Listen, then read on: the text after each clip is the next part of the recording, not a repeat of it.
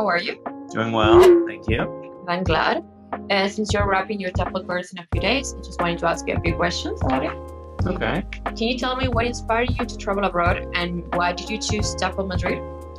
Well, I've taught abroad before, here in Madrid as an auxiliar de conversación and in Italy. And I've enjoyed doing that so much that I just knew I had to keep doing it. And a place like this had all sorts of things I was looking for. I could get a certificate and find a job, and it was just the perfect fit. Okay, I'm glad. And how did the cultural immersion in Madrid influence your teaching perspective? Quite a bit. I have a better understanding of how the Spanish language works, which lets me teach English in a way that's more tailored towards it. Also, I have a better understanding of their school environment because it's very different than the American one. So those two things in conjunction with each other help me do a whole great deal. Okay. And what was a typical day for you here in Madrid? Well, it starts off by me getting up, going to the academy or to the school I was teaching at before. I do that until the afternoon with a slight break in the middle. And after that, I could sort of do whatever I wanted. I could go home, I could walk around, find something new, and there's always something new in Madrid, so it was always interesting. I'm glad.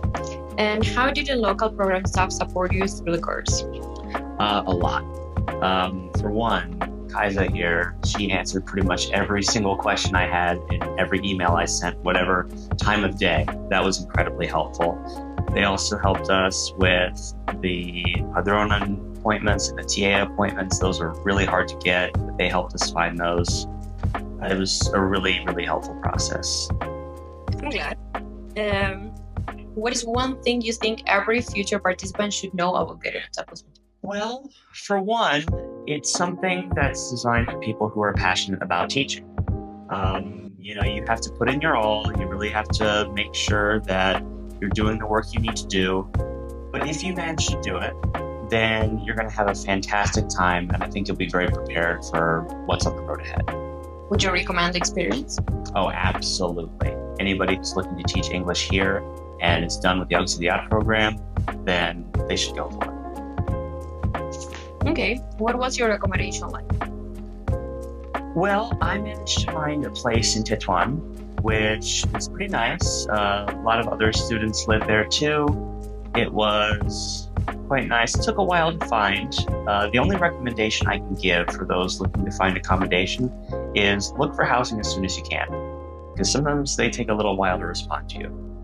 Is there anything you would have done differently? I probably would have gone out and looked for housing even sooner than I did. You really can't be too early about that. Great, thank you. And last, how has your time abroad impacted you personally and professionally? Oh, a great deal.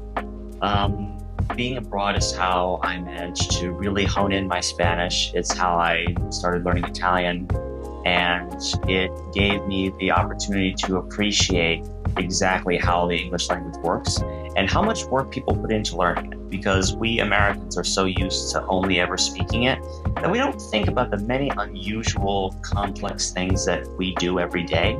And over here, I've been able to understand that far better than anyone else could have ever shown me back home. Okay, thank you very much. You're very welcome.